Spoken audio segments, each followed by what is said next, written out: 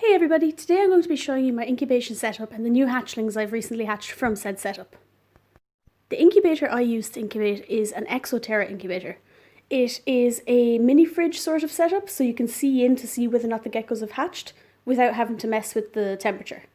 It has a light in it, so that's also very handy because I can just turn it on to see if any new little heads are poking out at me.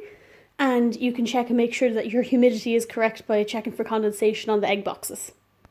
This incubator cost me roughly €150 and I got it from a pet shop nearby, so you could probably find it cheaper online. I will put a link for it, the same type of incubator, into the description below. When incubating my eggs, I like to use egg trays. These have little dividers in between them so you can sort of fence off clutches from each other. I like to stick the name and the date they're due on top of them so I know who laid what and when to be expecting little babies to pop out. So I've had these for the last 3 years and they work brilliantly. You just put the medium in the bottom. I use perlite, and the water vapours will kind of come up through the little holes and keep the eggs hydrated and stop them from denting. As you'll see here, and like I've mentioned in previous videos, I always put a little line on top of the egg, and this is just to show me which way is up in case a gecko hatches and disturbs the other eggs.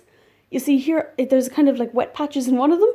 That's actually because I recently had 2 eggs hatched just from there yesterday, and the fluids came out of the eggs and I just haven't bothered cleaning them yet, to be honest.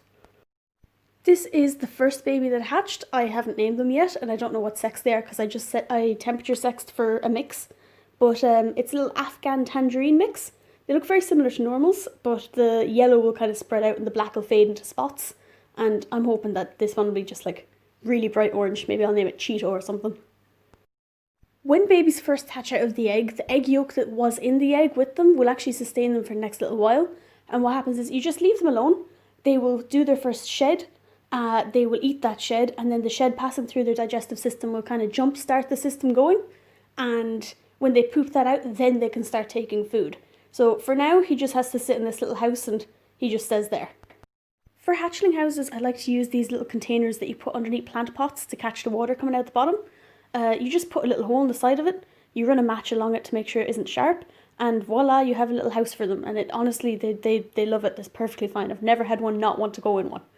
For a humid hide, you use a deli cup, you cut a hole in the side, again you use the match to make sure it's not sharp, fill it with a bit of kitchen towel or toilet paper, wet it down, perfect moist hide. They love it. And they'll also get their water out of that, they'll lick it up from the sides, the condensation. I always keep my hatchlings in these little tubs. They're roughly 1 foot long by about 1/2 foot wide. It's not that big, it won't last them for a very long time, but it's literally just for when they're really, really small. The lid clicks down on the sides and they can't get out of it, so air holes in the side of it and it's perfectly fine.